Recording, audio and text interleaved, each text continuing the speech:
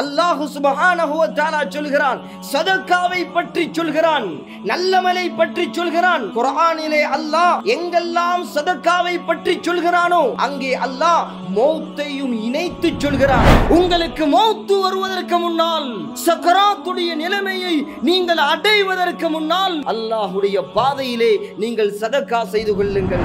உயிர் பிரியக்கூடிய அந்த நேரத்தை அடைந்து விட்டால், சக்கராத் வந்து விட்டால் உயிர் பிரிந்து ஆகும், நேர தாமதம் செய்யப்பட மாட்டார். அல்லாஹ்வுடைய தூதர் முஹம்மது ரசூலுல்லாஹ் ஸல்லல்லாஹு அலைஹி வஸல்லம் சொன்னார்கள், தாஉ மர்தாக்கும் பிஸ்ஸதகா. சதகா உங்களுடைய நோயை குணப்படுத்தும். சதகாவின் மூலமாக நீங்கள் உங்களுடைய நோய்களுக்கு நிவாரணத்தை பெற்றுக் கொள்ளுங்கள் என்பதாக சொன்னார்கள். இன்னல் ஹம்த வஸ்ஸனாஅ லில்லாஹ் والعزة والنعمة لله والملكوت والجبروت لله والملك والشكر لله. اللهم صل على سيدنا محمد عدد ما في علم الله صلاة دائمة بدوام ملك الله. أما بعد، فأعوذ بالله من الشيطان الرجيم. بسم الله الرحمن الرحيم. ألف لام ميم. ذلك الكتاب لا ريب فيه هدى للمتقين. صدق الله العظيم. عن عمر بن الخطاب رضي الله عنه قال قال رسول الله صلى الله عليه وسلم إنما الأعمال بالنيات وإنما لكل امرئ ما نوى. صدق رسول الله صلى الله عليه وسلم. رواه الإمام البخاري في صحيحه. அரசாட்சியை தனதாக்கி அதன் சாட்சியாய் நபியை ஆக்கி அழகான முறையிலே அகிலத்தை ஆட்சி செய்து கொண்டிருக்கின்ற அல்லாஹ்வுக்கே அருள் அனைத்தும் புகழ் அனைத்தும். அல்ஹம்துலில்லாஹ்.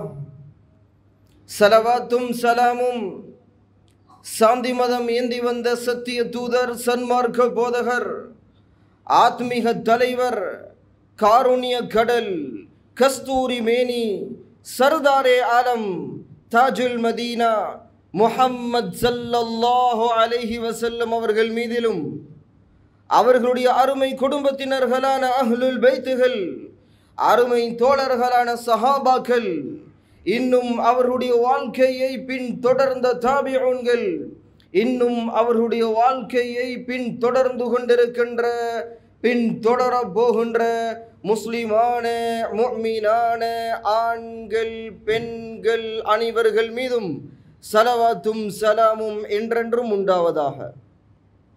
இத்திருநாளிலே புனிதமான ஜும்ஆவுடைய கடமையை நிறைவேற்றுவதற்காக இறை இல்லமாம் மஸ்ஜிதிலே இஅ்திகாஃப் நியத்துடன் அமர்ந்திருக்கின்ற இஸ்லாமிய பேரன்பு பெருமக்களே, அல்லாஹ் சுப்ஹானஹு வ தஆலா எங்களுடைய வாழ்க்கையிலே எவைகளை எல்லாம் எடுத்து நடக்குமாறு கட்டளை பிறப்பித்திருக்கிறானோ, உத்தரவு பிறப்பித்திருக்கிறானோ, அப்படிப்பட்ட காரியங்கள் அத்துணையையும் நமது வாழ்க்கையிலே இயன்ற அளவு எடுத்து நடக்குமாறும், எவைகளை செய்யக்கூடாது தவிர்ந்து கொள்ளுங்கள் என்று அச்சமூட்டி எச்சரிக்கை செய்திருக்கிறானோ, அப்படிப்பட்ட காரியங்கள் அத்துணையையும் நமது வாழ்க்கையில் இருந்து முற்று முழுதாக தவிர்ந்து கொள்ளுமாறு முதலிலே எனக்கும் அப்பால் உங்களுக்கும் தக்குவாவை கொண்டு வசியத் செய்கிறேன், நல்லுபதேசம் புரிகிறேன், அன்பு கட்டளையும் இடுகிறேன்.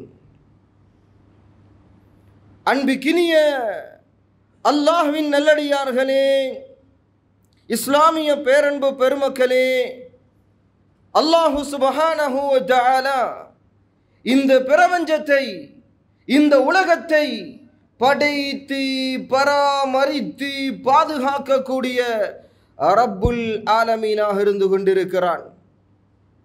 அந்த ரப்புல் ஆலமீனாகிய அந்த அல்லாஹ் இந்த உலகத்திலே அவன் நாடியதை நாடியபடி நாடிய வினாடியில் செய்யக்கூடிய ஆற்றல் மிக்கவனாக இருந்து கொண்டிருக்கிறான். அல்லாஹு சுப்ஹானஹு வ தஆலா இந்த உலகத்திலே கோடான கோடி ஜீவராசிகளை சிருஷ்டித்தான், படைத்தான். அத்துணை படைப்புகளிலும் சிறந்த படைப்பாக மனிதர்களாகிய எங்களை அல்லாஹ் படைத்தான். நாங்கள் எல்லோரும் ஒரு நாள் இந்த உலகத்திலே பிறந்தோம், இப்பொழுது வாழ்ந்து கொண்டிருக்கிறோம். ஒரு நாள் வர இருக்கிறது, இந்த உலகத்தை விட்டு பிரியக்கூடிய அந்த நாள், உலகத்துக்கு பிரியாவிடை கொடுக்கும் அந்த நாள். அன்புக்கினியவர்களே, அல்லாஹு சுப்ஹானஹு வ தஆலா இந்த உலகத்திலே மனிதர்களாக பிறந்த அல்லாஹுவால் படைக்கப்பட்ட நாங்கள் இந்த உலகத்திலே வெற்றி பெற்றவர்களாக, நாளை கியாமத்திலும் வெற்றி பெற்றவர்களாக மாற வேண்டும் என்பதற்கு எங்களுக்கு எத்தனையோ அமல்களை மார்க்கத்திலே அல்லாஹ் அறிமுகம் செய்து வைத்திருக்கிறான். அல்லாஹுடைய தூதர் முஹம்மது ரசூலுல்லாஹ் ஸல்லல்லாஹு அலைஹி வஸல்லம் சொன்னார்கள், ஒரு மனிதர் மௌத்தாகிவிட்டால், மரணித்து விட்டால் அவருடைய பட்டோலை அப்படியே மூடப்பட்டுவிடும். சில அமல்கள் மாத்திரம்தான் அவரை பின்தொடரும். ஆகிரத்துடைய அந்த அக்கவுண்டிலே அவருக்கு நன்மைகள் அங்கே வைப்பு செய்யப்படும்.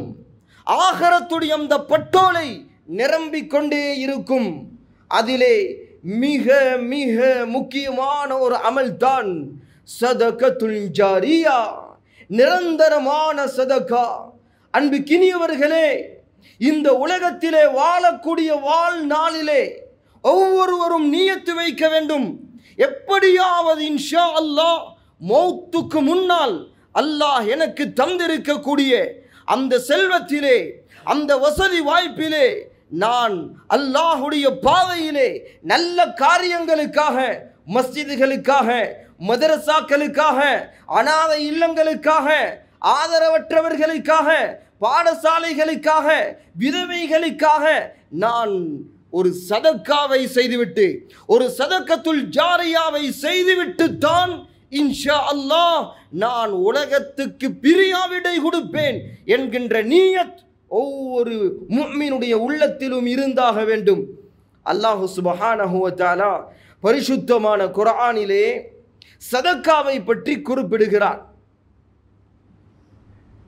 வெள்ளிக்கிழமை நாளிலே தொழுகையிலே ஓதப்படக்கூடிய மிக முக்கியமான ஒரு வசனம், وَأَنْفِقُوا مِمَّا رَزَقْنَاكُمْ مِنْ قَبْلِ أَنْ يَأْتِيَ أَحَدَكُمُ الْمَوْتُ فَيَقُولَ رَبِّ لَوْلَا أَخَّرْتَنِي إِلَى أَجَلٍ قَرِيبٍ فَأَصَّدَّقَ وَأَكُن مِّنَ الصَّالِحِينَ. எத்துணை தடவைகள் கேட்டிருப்பீர்கள். இமாம் முஸல்லாவிலே ஓத நீங்கள் தொழுகையிலே நின்று கொண்டு இந்த இறை வசனத்தை எத்துணை தடவைகள் உங்களுடைய காதுகளால் கேட்டிருப்பீர்கள். எத்துணை தடவைகள் இந்த வசனத்தை, குர்ஆனை திறந்து கண் குளிர கல்பு குளிர ஓதிருப்பீர்கள். அர்த்தம் தெரியுமா? அர்த்தம் தெரியுமா? கேளுங்கள் முஃமின்களே, அல்லாஹ் சுப்ஹானஹு வ தஆலா சொல்கிறான், சதக்காவை பற்றி சொல்கிறான், நல்லமலை பற்றி சொல்கிறான். குர்ஆனிலே அல்லாஹ் எங்கெல்லாம் சதக்காவை பற்றி சொல்கிறானோ அங்கே அல்லாஹ் மௌத்தையும் இணைத்து சொல்கிறான். உங்களுக்கு மௌத்து வருவதற்கு முன்னால், சக்கராத்துடைய நிலைமையை நீங்கள் அடைவதற்கு முன்னால் அல்லாஹுடைய பாதையிலே நீங்கள் சதக்கா செய்து கொள்ளுங்கள், நல்லமல்களிலே நல்லவைகளிலே செலவழித்துக் கொள்ளுங்கள். ஏன் தெரியுமா? சக்கராத்துடைய நிலைமையிலே மனிதனுக்கு சொர்க்கம் காண்பிக்கப்படும், நரகம் காண்பிக்கப்படும். நல்ல ஒரு மனிதராக இருந்தால் முதலாவது நரகம் காண்பிக்கப்படும், இறுதியாக சொர்க்கம் காண்பிக்கப்படும். கெட்ட ஒரு மனிதராக இருந்தால், ஒரு பாவியாக இருந்தால் ஆரம்பத்திலே சொர்க்கம் காண்பிக்கப்படும், இறுதியாக நரகம் காண்பிக்கப்படும். அவன் சக்கராத்திலே மனிதன் சொர்க்கத்தை பார்ப்பான், நரகத்தை பார்ப்பான். ஆஹா, எனக்கு முடிவு செய்யப்பட்ட அந்த இடத்துக்கு நான் போகப் போகிறேனே, நான் உலகத்துக்கு பிரியாவிடை கொடுக்க போகிறேனே, என்னிடத்திலே கோடிக்கணக்கான செல்வங்கள் எல்லாம் குவிந்திருக்கிறது, என்னுடைய வங்கி கணக்கிலே பேங்க் அக்கவுண்டிலே கோடிக்கணக்கான பணங்கள் அங்கே வைப்பு செய்யப்பட்டிருக்கிறது, என்னுடைய பேரிலே எத்தனையோ காணிகள் பூமிகள் இருக்கிறது, எனக்கு சொந்தமான எத்தனையோ கடைகள் இருக்கிறது. சக்கராத்திலே அவன் நரகத்தையும் சொர்க்கத்தையும் கண்டதற்கு பிறகு அல்லாஹ்விடத்திலே கேட்பானாம், யா அல்லாஹ், யா அல்லாஹ், கொஞ்சம் அவகாசம் கொடு ரப்பே, கொஞ்சம் அவகாசம் கொடு. மாதக்கணக்கெல்லாம் தேவையில்லை, ஒரு வாரம் 2 வாரம் எல்லாம் தேவையில்லை, நாள் கணக்கெல்லாம் தேவையில்லை. ரப்பே, ஒரு 5 minutes கொடு ரப்பே, ஒரு 10 minutes கொடு ரப்பே, கொஞ்சம் நேர தாமதம் செய் ரப்பே, என்னிடத்தில் இருக்கக்கூடிய எல்லா செல்வங்களையும் உன்னுடைய பாதையிலே நான் சதக்கா செய்து விட்டு வருகிறேன் ரப்பே, உன் பாதையிலே நான் தர்மம் கொடுத்து விடுகிறேன் ரப்பே, மஸ்ஜிதுகளுக்கு நான் வக்ஃப் செய்து விடுகிறேன் ரப்பே, என்னுடைய காணிகளை பூமிகளை கடைகளை என் சொத்துக்களை நான் நல்ல காரியங்களுக்காக நான் சதக்கத்துல் ஜாரியாவாக கொடுத்து விட்டு வருகிறேன் ரப்பே, கொஞ்சம் அவகாசம் கொடு. அந்த நேரத்திலே சொல்லப்படும் நேர தாமதம் செய்யப்பட மாட்டாது. குறித்த நேரத்திலே மௌத்து வந்துவிட்டால் நாங்கள் அந்த நேரத்திலே உயிர் பிரியக்கூடிய அந்த நேரத்தை அடைந்து விட்டால், சக்கராத் வந்துவிட்டால் உயிர் பிரிந்தே ஆகும், நேர தாமதம் செய்யப்பட மாட்டாது.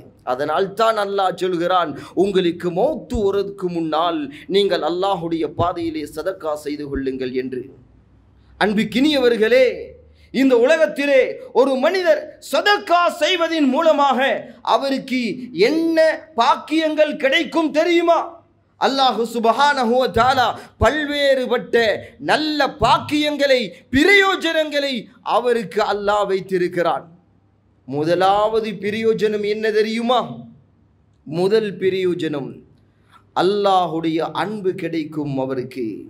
ஒருவர் தனக்கு அல்லாஹ் தந்திருக்கக்கூடிய அந்த செல்வத்தை, அந்த வசதி வாய்ப்பை, அந்த சொத்து செல்வத்தை அல்லாஹ்வின் பாதையிலே சதக்கா செய்தால், நல்ல காரியங்களுக்கு கொடுத்தால், முதலாவது அல்லாஹ் கொடுக்கக்கூடிய கிஃப்ட் என்ன தெரியுமா? அல்லாஹுடைய பொருத்தம் கிடைக்கும், அல்லாஹுடைய அன்பு கிடைக்கும். இதைவிட வேறு என்ன பாக்கியம் வேண்டும்? உலகத்திலே தீனுல் இஸ்லாம் மக்கமா நகரிலே அன்றைய காலத்திலே அல்லாஹுடைய தூதர் முஹம்மது ரசூலுல்லாஹ் ஸல்லல்லாஹு அலைஹி வஸல்லம், கொஞ்சம் சொல்லுங்கள் என் ஸலவாத்தை. நபிகள் நாயகம் ஸல்லல்லாஹு அலைஹி வஸல்லம் அவருடைய பேரை கேட்டால் ஸலவாத்து சொல்வதற்கு மறந்துவிடக்கூடாது. எந்த சபையிலே அதிகமாக ஸலவாத்துகள் ஓதப்படுகிறதோ உச்சரிக்கப்படுகிறதோ அந்த சபைக்கு அல்லாஹுடைய அருளும் மகஃபிரத்தும் பரக்கத்தும் ரஹ்மத்தும் வானலோகத்திலிருந்து பொழிந்து கொண்டே இருக்கும், கொட்டிக்கொண்டே இருக்கும். அந்த பரக்கத்துகளை, அந்த நலவுகளை, அந்த சவாபுகளை நானும் அடைய வேண்டும், நீங்களும் அடைய வேண்டும். ஜுமாவுடைய தொழுகையெல்லாம் முடிந்து வீடுகளுக்கு போகக்கூடிய நேரத்திலே அந்த நலவுகளையும் அந்த பரக்கத்துகளையும் சுமந்து கொண்டு போக வேண்டும். ஆசை இல்லையா? அதனால் நபிகள் நாயகம் ஸல்லல்லாஹு அலைஹி வஸல்லம் அவருடைய பெயர் சொல்லப்பட்டால் உற்சாகமாக, தைரியமாக, சந்தோஷமாக ஸலவாத்துக்களை அதிகமாக சொல்லிக் கொள்ளுங்கள்.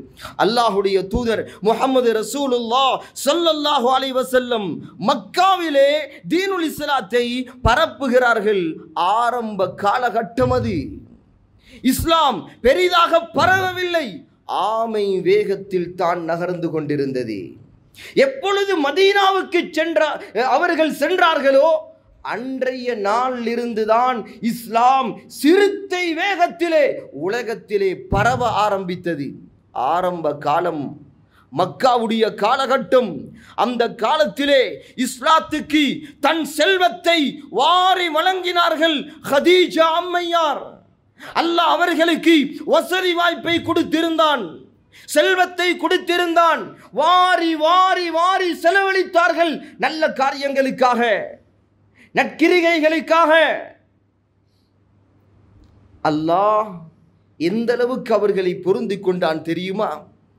அல்லாஹ் வானவர் கோமான் ஜிப்ராயில் அலைஹிஸ்ஸலாத்து வஸ்ஸலாம் அவர்களை அழைத்து சொன்னான், ஜிப்ராயில், என்னுடைய சலாத்தை நீங்கள் ஹதீஜாவுக்கு எத்தி வையுங்களேன் என்று.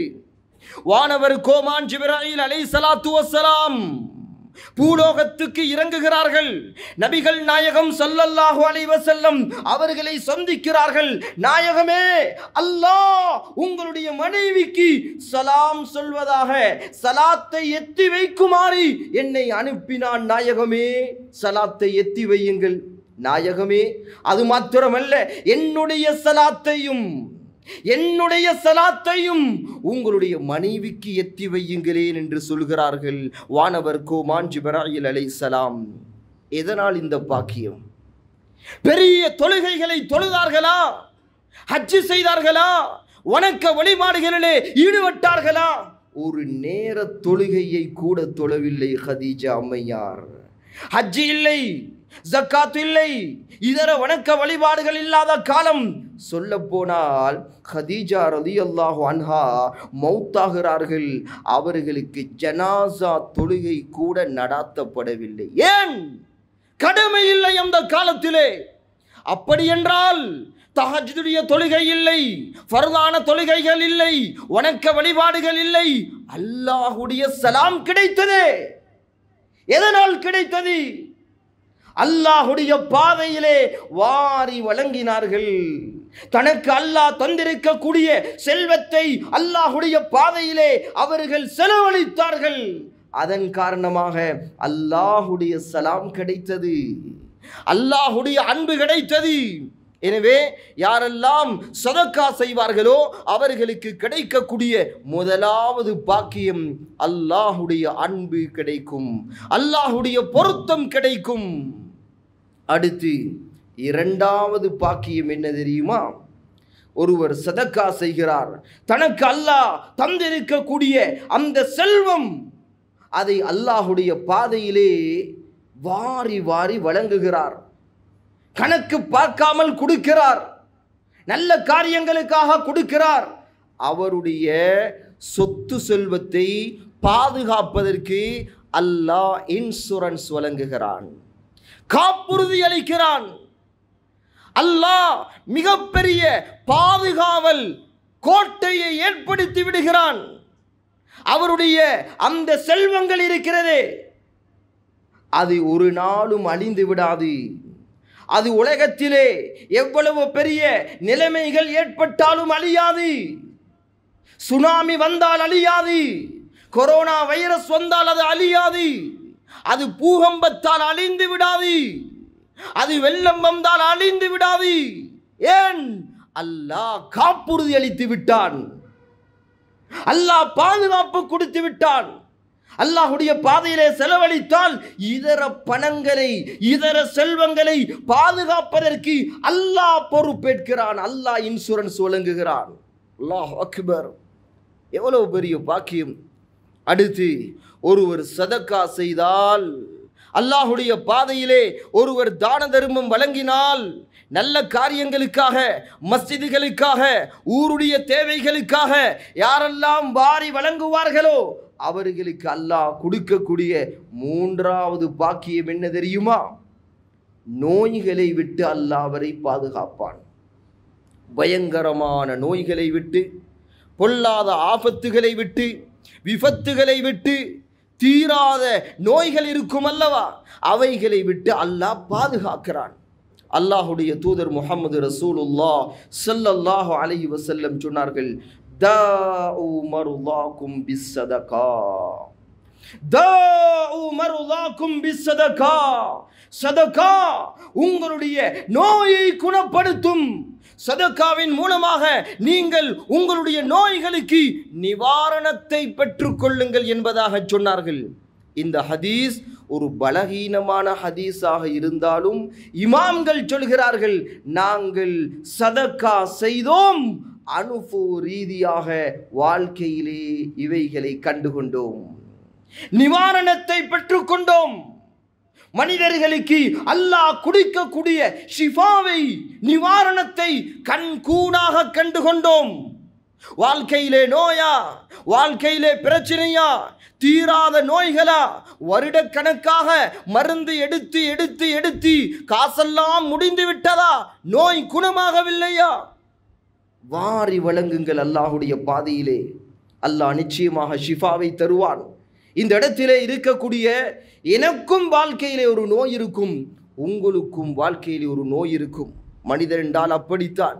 ஏதாவது ஒரு நோயிலே பீடிக்கப்பட்டிருக்கும், அல்லது வீட்டிலே எங்களுடைய பெற்றோர்கள் நோயால் பீடிக்கப்பட்டிருப்பார்கள், பிள்ளைகள் நோயால் அவதியோடு வாழ்ந்து கொண்டிருப்பார்கள், மருந்துகளோடு அவர்கள் காலத்தை கடத்தி கொண்டிருப்பார்கள்.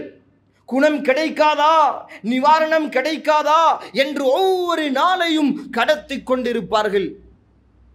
பல கோடி பணங்களை சிலவர்கள் செலவழித்து விடுவார்கள், ஆனால் குணம் இல்லை இன்னுமே. இந்த ஹதீஸை கொஞ்சம் அமல்படுத்தி பாருங்கள், நிச்சயமாக அல்லாஹ் சுகத்தை தருவான், குணத்தை தருவான். இமாம்கள் வாழ்க்கையிலே அனுபவ ரீதியாக கண்டிருக்கிறார்கள். அப்துல்லாஹ் இப்னு முபாரக் ரஹிமஹுல்லாஹ் மிகப்பெரிய ஒரு ஷரியா ஸ்காலர். அவர்களுடைய பாட வகுப்பிலே அமர்ந்திருக்கிறார்கள். ஒரு மனிதர் ஓடோடி வருகிறார். இமாம் அவர்களே, என்னுடைய முழங்காலிலே ஒரு புண் ஏற்பட்டு விட்டது, ஒரு பழுது ஏற்பட்டு விட்டது. 7 வருடங்களாக நான் கஷ்டப்பட்டு கொண்டிருக்கிறேன், செய்யாத மருந்தே இல்லை, பல லட்சம் செலவழித்து விட்டேன், பெரும் பிரபல்யம் வாய்ந்த டாக்டர்களிடத்திலே சென்று நான் காட்டினேன், மருந்துகள் தந்தார்கள், பாவித்தேன், குணம் கிடைக்கவில்லை, சுகம் கிடைக்கவில்லை. உங்களிடத்திலே வந்திருக்கிறேன், ஏதாவது வழிகள் இருக்கிறதா?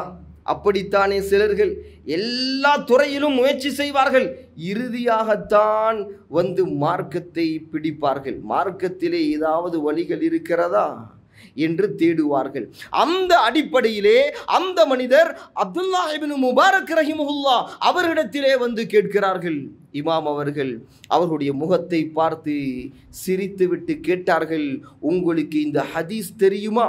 தாஉ மருலாக்கும் பிஸ்ஸதகா, சதகாவின் மூலமாக உங்களுடைய நோய்களுக்கு நிவாரணத்தை பெற்றுக் கொள்ளுங்கள். சதகா உங்களுடைய நோயை தீர்த்து வைக்கும். எனவே நீங்கள் தேவையுடைய ஒரு ஊருக்கு செல்லுங்கள், மக்கள் தேவையோடு வாழ்ந்து கொண்டிருக்கக்கூடிய ஒரு ஊருக்கு செல்லுங்கள். அப்படியான ஊருக்கு சென்று அந்த ஊர் மக்களுக்கு என்ன தேவை இருக்கிறதோ அதை நிறைவேற்றி கொடுத்து விடுங்கள். அந்த ஊர் மக்களுக்கு சதகத்துல் ஜாரியாவாக எதையாவது செய்து கொடுத்து விடுங்கள் என்று சொல்கிறார்கள். அந்த மனிதரோ அப்படியான ஊரை தேடி தேடி தேடி சென்று கண்டுபிடிக்கிறார். அந்த ஊர் மக்களுக்கு என்ன தேவை இருக்கிறது என்பதை கண்டறிகிறார். அதற்கு பிறகு அங்கே சொல்லப்படுகிறது, இந்த ஊர் மக்கள் தண்ணீர் குடிப்பதற்கு கஷ்டப்பட்டு கொண்டிருக்கிறார்கள், ஒரு கிணறு தேவை இந்த ஊர் மக்களுக்கு என்று சொல்லப்படுகிறது. அந்த மனிதர் கிணறை தோண்ட ஆரம்பிக்கிறார். கிணற்றை தோண்டி அந்த ஊர் மக்களுக்கு சதக்கத்துல் ஜாரியாவாக கொடுத்து விடுகிறார்கள். அல்லாஹ் குணத்தையும் கொடுத்து விட்டான், சுகத்தையும் கொடுத்து விட்டான். ஓடோடி வருகிறார்கள் இமாமிடத்திலே, ஓடோடி வருகிறார்கள். இமாம் அவர்களே, உங்களுடைய பேச்சை கேட்டேன், ஹதீஸுடைய வாக்குறுதிகளை நம்பினேன். நான் ஒரு ஊருக்கு சென்று கிணறை தோண்ட ஆரம்பித்தேன். அங்கே ஒரு சுவாரஸ்யமான நிகழ்வு நடந்தது. அப்படியா சொல்லுங்களேன் என்று இமாம் அவர்கள் கேட்க, அந்த மனிதர் சொல்கிறார், நான் நிலத்தை கொத்த ஆரம்பித்தேன், மண்வெட்டியை எடுத்து நிலத்தை கொத்தி கொண்டு போகும் பொழுது தண்ணீர் ஊற்றெடுக்க ஆரம்பித்தது. தண்ணீர் ஊற்றெடுக்க ஆரம்பித்தது. ஊற்றெடுத்ததுதான் தாமதம். என்னுடைய முழங்காலிலே 7 வருடங்களாக ஊற்றெடுத்து கொண்டிருந்த அந்த இரத்தம் அப்படியே வத்தி போய்விட்டது என்பதாக சொல்கிறார்கள். அல்லாஹ் அக்பர். தாஉ மர்தாக்கும் பிஸ்ஸதகா. சதகா உங்களுடைய நோயை குணப்படுத்தும். அதனாலே அல்லாஹ்வுடைய பாதையிலே நல்ல காரியங்களுக்காக, மஸ்ஜிதுடைய தேவைகளுக்காக, ஊருடைய தேவைகளுக்காக, மதரசாக்களுக்காக, அனாதை இல்லங்களுக்காக, பாடசாலைகளுக்காக, விதவைகளுக்காக, ஆதரவற்றவர்களுக்காக, வறுமை கோட்டின் கீழால் வாழக்கூடிய மனிதர்களுக்காக வாரி வாரி கொடுங்கள், சதகா செய்யுங்கள். நிச்சயமாக அல்லாஹ் எங்களுடைய நோய்களுக்கு குணத்தை தருவான், ஷிஃபாவை தருவான். ஆம் கண்ணியத்துக்குரியவர்களே, அடுத்ததாக சதக்கா செய்வதின் மூலமாக அல்லாஹ் எங்களுக்கு தரக்கூடிய அடுத்த பாக்கியம் என்ன தெரியுமா? 4வது பாக்கியம் என்ன தெரியுமா? அவருடைய செல்வத்தை அல்லாஹ் மௌத்துக்கு முன்னால் இரட்டிப்பாக்கி பன்மடங்காக்கி நிச்சயமாக திருப்பி கொடுப்பான். கொடுக்காமல் மௌத்தாக்க மாட்டான். அல்லாஹ்வுடைய வாக்குறுதி இது. அல்லாஹ்வுடைய பாதையிலே கொடுத்தால் அதை இரட்டிப்பாக்கி நான் தருவேன் என்று அல்லாஹ் வாக்குறுதி எழுதி இருக்கிறான். மஸலுல் லதீன யுன்ஃபிகூன அம்வாலஹும் ஃபீ ஸபீலில்லாஹ் கமஸலி ஹப்பத்தின் அம்பதத் சப்அ ஸனாபில ஃபீ குல்லி சும்புலத்தின் في كل سنبلة 100 حبة. அல்லாஹ்வுடைய பாதையிலே நீங்கள் சதக்கா செய்தால் அதை அல்லாஹ் இரட்டிப்பாக்கி பன்மடங்காக்கி திருப்பி தருவான் என்பதற்கு அல்லாஹ் அழகான ஒரு உதாரணம் சொல்கிறான். இது என்னுடைய உதாரணம் அல்ல, உலகத்திலே தலை சிறந்த புத்திசாலிகளின் உதாரணம் அல்ல. என்னையும் உங்களையும் படைத்து பராமரித்து பாதுகாத்து போஷிக்கக்கூடிய அல்லாஹ்வுடைய உதாரணம் இது. கேளுங்கள் முஃமின்களே, நீங்கள் ஒரு விதையை எடுக்கிறீர்கள், ஒரு விதையை எடுத்து நிலத்திலே போடுகிறீர்கள், அது அப்படியே முளைக்கும். விவசாயிகள் விவசாய பூமியிலே விவசாயம் செய்யும் பொழுது நீங்கள் பார்த்திருப்பீர்கள், ஒரு விதையை எடுத்து நிலத்திலே போடுவீர்கள், அது முளைக்கும். முளைத்து அதிலிருந்து 7 கதிர்கள் உருவாகும். ஒவ்வொரு கதிரிலும் நான் 100 வித்துக்களை உருவாக்குகிறேன். நீங்கள் நிலத்திலே போடக்கூடியது ஒன்றுதான், அது 7ஆக மாறும். ஒவ்வொன்றிலும் 100 வித்துக்கள். அப்படி என்றால் அது 700ஆக மாறும். இப்படித்தான் சதக்கா. அல்லாஹ்வுடைய பாதையிலே நீங்கள் ஒரு ரூபா சதக்கா செய்தால் அதை அல்லாஹ் 700 ரூபாவாக உங்களுக்கு திருப்பி தருவான். அல்லாஹ்வுடைய பாதையிலே நீங்கள் ஒரு $1 கொடுத்தால் அதை 700 $ஆக அல்லாஹ் உங்களுக்கு திருப்பி தருவான். இது அல்லாஹ்வுடைய வாக்குறுதி, ஒரு நாளும் பொய்யாகாது. மனிதர்களுடைய வாக்குறுதி சில நேரம் பொய்யாக இருக்கலாம். வாக்குறுதி தருவார்கள், காலப்போக்கிலே மறந்து விடுவார்கள், பொய் சொல்லி விடுவார்கள், ஏமாத்தி விடுவார்கள். ஆனால் அல்லாஹ்வுடைய வாக்குறுதி ஒரு நாளும் பொய்யாகாது, ஒரு நாளும் பொய்யாகாது. எனவே கண்ணியத்துக்குரியவர்களே, நாங்கள் இந்த நல்ல பாக்கியங்களை அடைய வேண்டும். அல்லாஹ் எங்களுக்கு தந்திருக்கக்கூடிய வசதி வாய்ப்பை மௌத்துக்கு முன்னால் நல்ல காரியங்களுக்காக செலவழிக்க வேண்டும். ஒவ்வொருவரும் நியத்து வையுங்கள். வீட்டிலே இருக்கக்கூடிய தாய்மார்களுக்கும் போய் சொல்லுங்கள். அவர்களுக்கும் சில நேரம் பெரிய வசதிகள் இருக்கும், பணங்களை சேகரித்து வைத்திருப்பார்கள். ஒரு நாளும் அது மௌத்துக்கு பின்னால் எங்களுக்கு கை கொடுக்காது. நல்ல காரியங்களிலே செலவழித்தாலே ஒழிய, நாங்கள் நல்ல காரியங்களிலே செலவழிக்காமல் அவைகளை அப்படியே விட்டுவிட்டு மௌத்தாகிவிட்டால் அதற்கு பிள்ளைகள் போட்டி போடுவார்கள், குடும்பத்தார்கள் போட்டி போடுவார்கள். நாங்கள் உலகத்திலே பாவித்த வாகனத்தை பிள்ளைகள் எடுத்துக்கொள்வார்கள். உலகத்திலே நாங்கள் யூஸ் பண்ணிய எங்களுடைய மொபைல் போனை எங்களுடைய குடும்பத்தார்கள் அதை அப்படியே எடுத்துக்கொள்வார்கள். எங்களுடைய காணிகள் இன்னொருவருக்கு சொந்தமாகிவிடும், எங்களுடைய கடைகள் இன்னொருவருக்கு சொந்தமாகிவிடும். ஆம் கண்ணியத்துக்குரியவர்களே, எனவே மௌத்துக்கு முன்னால் அல்லாஹ் எங்களுக்கு தந்திருக்கக்கூடிய அந்த வசதி வாய்ப்பை, அந்த செல்வத்தை நிச்சயமாக நான் சதக்கத்துல் ஜாரியாவாக கொடுத்துவிட்டு தான் மௌத்தாகுவேன் என்கின்ற திடமான நியத்தை வைத்துக் கொள்ளுங்கள். இறுதியாக வரலாற்றின் ஏட்டிலிருந்து ஒரே ஒரு நிகழ்வை சொல்லி இன்றைய ஹுத்பா பிரசங்கத்தின் இறுதி கட்டத்துக்கு வரலாம் என்று நினைக்கிறேன். அன்பிக்கினியவர்களே, இஸ்லாத்திலே மிக முக்கியமான ஒரு ஆட்சியாளர் தான் மன்னன் ஹாரூன் ரஷீத். எங்கள் எல்லோருக்கும் தெரியும் அவரை பற்றி. அல்லாஹ் வசதியை கொடுத்திருந்தான், அல்லாஹ் ஆட்சியை கொடுத்திருந்தான், அல்லாஹ் அதிகார பலத்தை கொடுத்திருந்தான், அல்லாஹ் ஆற்றலை கொடுத்திருந்தான். அனைத்தையும் அல்லாஹ்வின் பாதையிலே செலவழித்தார்கள் மன்னன் ஹாரூன் ரஷீத். அரசவை சாதாரணமான அரசவை அல்ல, அல்லாஹ் கோடிக்கணக்கான செல்வத்தை கொடுத்திருந்தான். ஒரு வருடம் ஹஜ்ஜிக்கு போவார்கள், மறு வருடம் ஊரிலே இருப்பார்கள், ஜிஹாதிலே ஈடுபடுவார்கள். அந்த வருடம் அவருடைய செலவிலே 300 உலமாக்களை ஹஜ்ஜிக்கு அனுப்பி வைப்பார்கள். அல்லாஹ் அக்பர்.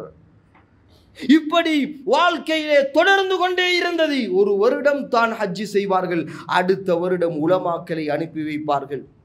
அவர்களுடைய அரசு அவை இருக்கிறது, சாதாரணமானதல்ல.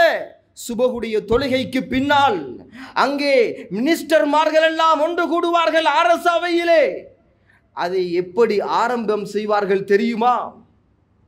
எப்படி ஆரம்பிப்பார்கள் தெரியுமா? நாட்டிலே பிரபல்யம் வாய்ந்த உலமாக்களை அழைப்பார்கள், பயான் செய்ய சொல்வார்கள். நரகத்தை பற்றி, சொர்க்கத்தை பற்றி, ஆகரத்தை பற்றி, கபரை பற்றி நீங்கள் பேசுங்களேன் என்று உலமாக்களுக்கு சொல்வார்கள். அவர்களோ பேச ஆரம்பிப்பார்கள். நரகத்தை, கபரை, மஹ்ஷரை பற்றி பேச ஆரம்பித்தால் அங்கே தேம்பி தேம்பி அழுவார்கள் மன்னன் ஹாரூன் ரஷீத். நல்ல காரியங்களுக்கு செலவழித்தார்கள். அவர்களுடைய மனைவி யார் தெரியுமா? ஜுபைதா அம்மையார். ஜுபைதா அழகான பெண் ஜுபைதா. அல்லாஹ் செல்வத்தை கொடுத்திருந்தான், ஜுபைதாவுக்கு அழகை கொடுத்திருந்தான். பெரிய ராயல் ஃபேமிலியிலே பிறந்து வளர்ந்து மரணித்தவர்கள் தான் ஜுபைதா.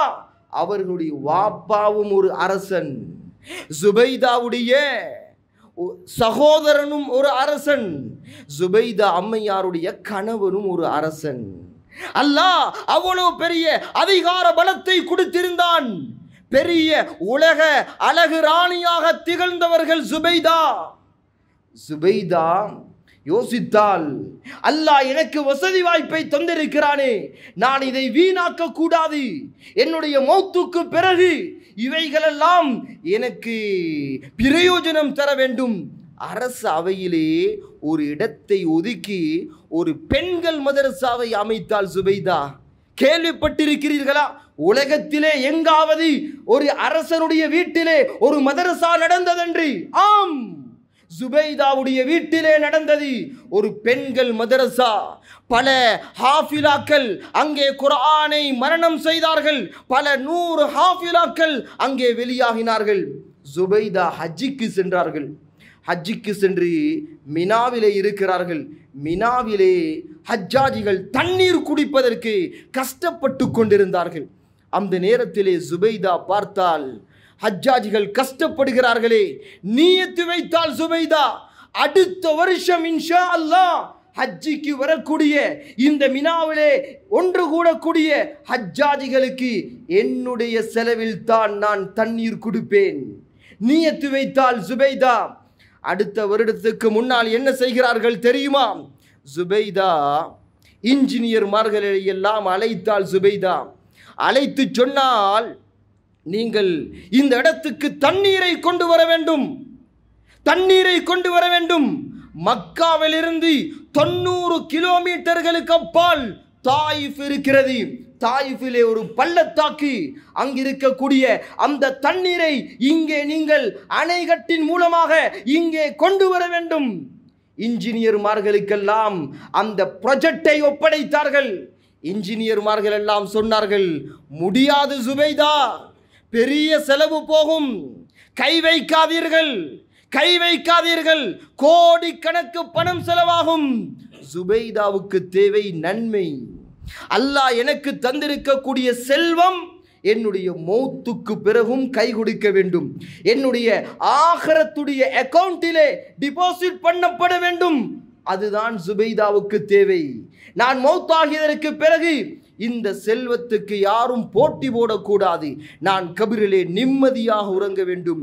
ஜுபைதா சொன்னால், நீங்கள் நிலத்தை கொத்தும் பொழுது ஒரு கொத்து கொத்தினால், ஒரு தோண்டு தோண்டினால் அதற்கு ஒரு திர்ஹம் செலவாகினாலும் சரி, நீங்கள் அந்த ப்ராஜெக்டை செய்து முடித்து விடுங்கள். இன்ஜினியர்மார்கள் எல்லாம் அங்கே வேலைகளை ஆரம்பித்தார்கள். மிகப்பெரிய ஒரு ப்ராஜெக்ட், வாட்டர் சப்ளை ப்ராஜெக்ட் அங்கே நடக்கிறது. அதற்கு பிறகு ஹஜ்ஜாஜிகளுக்கு தண்ணீருடைய ஏற்பாடு நடக்கிறது. இன்றும் அங்கே சென்றால் உங்களுக்கு பார்க்க முடியும், மஞ்சள் நிறத்தில் அடையாளமிடப்பட்டு ஒரு பெரிய அணை கட்டி இருக்கிறது. அன்பிக்கினியவர்களே, ஜுபைதா மௌத்தாகினார்கள். ஜுபைதாவுடைய உஸ்தாதாக இருந்தவர்கள் தான் அப்துல்லாஹ் இப்னு முபாரக் ரஹிமஹுல்லா. அவர்களிடத்தில் கூட படிக்கக்கூடிய மாணவியாக கூட இருந்தார்கள் வாழ்நாளிலே. அப்துல்லாஹ் இப்னு முபாரக் ரஹிமஹுல்லா கனவு காணுகிறார்கள். கனவிலே கேட்கிறார்கள், ஜுபைதா, இவ்வளோ பெரிய கோடிக்கணக்கான பணத்தை எல்லாம் செலவழித்து விட்டு மௌத்தாகி விட்டீர்களே, அல்லாஹ் எப்படி நடந்து கொண்டான் உங்களோடு? அல்லாஹ் எப்படி நடந்து கொண்டான்? ஜுபைதா சொன்னார்கள், அந்த ப்ராஜெக்டை நான் ஆரம்பம் செய்தேன். அங்கே வேலைகள் ஆரம்பமாகியது. நிலத்தை கொத்த ஆரம்பித்தார்கள் வேலையாட்கள். முதல் கொத்தை கொத்தியதும், முதலாவது தோண்டியதும் அல்லாஹ் என் வாழ்க்கையிலே செய்த எல்லா பாவங்களையும் மன்னித்து விட்டான். அப்படியா ஜுபைதா? ஆம் உஸ்தாத், சுவர்க்கத்திலே நான் இருக்கக்கூடிய இடத்தை அல்லாஹ் எனக்கு காண்பித்து விட்டான் என்பதாக சொல்கிறார்கள் ஜுபைதா அம்மையார். எனவே அன்பிக்கினியவர்களே, நாங்கள் வாழ்க்கையிலே அல்லாஹ் தந்திருக்கக்கூடிய செல்வத்தை நல்ல காரியங்களுக்காக நானும் நீங்களும் செலவழிக்க வேண்டும். அல்லாஹ்வுடைய பாதையிலே கொடுத்து விட்டுத்தான் இன்ஷா அல்லாஹ் நான் மௌத்தாகுவேன் என்கின்ற திடமான நியத்தை உள்ளத்திலே ஏற்படுத்திக் கொள்ளுங்கள். எனவே யா அல்லாஹ், எங்களுடைய பாவங்களை மன்னித்தருள்வாயாக. நீ எங்களுக்கு தந்திருக்கக்கூடிய அந்த வசதி வாய்ப்பை உன்னுடைய பாதையிலே வாரி வாரி கொடுக்கக்கூடிய, செலவழிக்கக்கூடிய அந்த நல்ல பழக்கத்தை எங்களுக்கு தந்தருள்வாயாக. யா அல்லாஹ், யாரெல்லாம் இந்த பயானை கேட்டு யா அல்லாஹ் நானும் அல்லாஹுடைய பாதையிலே செலவழிக்க வேண்டும், இந்த மஸ்ஜிதுக்கு கொடுக்க வேண்டும், நல்ல காரியங்களுக்காக நானும் செலவழிக்க வேண்டும் என்று யாரெல்லாம் நீயத்து வைத்தார்களோ அந்த நீயத்தை நீயே பொருந்திக் கொள்வாயாக. அவர்களுக்கு வாழ்நாளிலே அந்த அமலை செய்யக்கூடிய பாக்கியத்தை கொடுத்தருள்வாயாக. யா அல்லாஹ், இந்த ஊரை கபூல் செய்து கொள்வாயாக, இந்த மஹல்லாவை கபூல் செய்து கொள்வாயாக. இந்த மஹல்லாவிலே நடைபெறக்கூடிய நல்ல கிரிகைகளை, நல்ல அமல்களை கபூல் செய்து கொள்வாயாக. இந்த ஊருடைய நலவுகளுக்காக, இந்த மஸ்ஜிதுடைய நலவுகளுக்காக ஆரம்ப காலத்திலிருந்து தற்காலம் வரைக்கும் யாரெல்லாம் கஷ்டப்பட்டார்களோ, யாரெல்லாம் தியாகம் செய்தார்களோ, யாரெல்லாம் கஷ்டப்பட்டு கொண்டிருக்கிறார்களோ, யாரெல்லாம் காசு பணங்களை செலவழிக்கிறார்களோ அத்துணை பேரையும் கபூல் செய்து கொள்வாயாக. யா அல்லாஹ், அவர்களுடைய தியாகங்களை பொருந்திக் கொள்வாயாக. உன்னுடைய அன்பை அவர்களுக்கு வாஜிபாக்கி விடுவாயாக. சுவர்க்கத்தை பரிசாக கொடுத்து விடுவாயாக. யா அல்லாஹ், நீ மக்காவுக்கும் மதீனாவுக்கும் எப்படி பரக்கத்து செய்திருக்கிறாயோ, எப்படி பாதுகாப்பு கொடுத்திருக்கிறாயோ, அது போலவே இந்த ஊருக்கு பரக்கத்தை செய்வாயாக. இந்த மஹல்லாவுக்கு உன்னுடைய முழு பாதுகாப்பையும் இறக்குவாயாக. யா அல்லாஹ், எங்களுக்கு அறிவூட்டி, எங்களை ஆளாக்கி, எங்களை அகிலத்துக்கே அறிமுகப்படுத்திய எங்களுடைய உஸ்தாதுமார்களை கபூல் செய்து கொள்வாயாக. எங்களுடைய ஆசான்களை கபூல் செய்து கொள்வாயாக. எங்களுடைய பெற்றோர்களை கபூல் செய்து கொள்வாயாக. யா அல்லாஹ், எங்களுடைய மௌத்துடைய நேரத்திலே, சக்கராத்துடைய அந்த நிலைமையிலே யா அல்லாஹ் சொர்க்கத்தை அகப்பார்வையால் பார்த்து கொண்டு, சிரித்து கொண்டு, கலிமா சொல்லிக் கொண்டு மௌத்தாகக்கூடிய பாக்கியத்தை எங்கள் அனைவர்களுக்கும் தந்தருள் வாயாக. ஆமீன் ஆமீன் யா ரப்பல் ஆலமீன். வ ஆகிர் தஅவானா அல்ஹம்துலில்லாஹி ரப்பில் ஆலமீன்.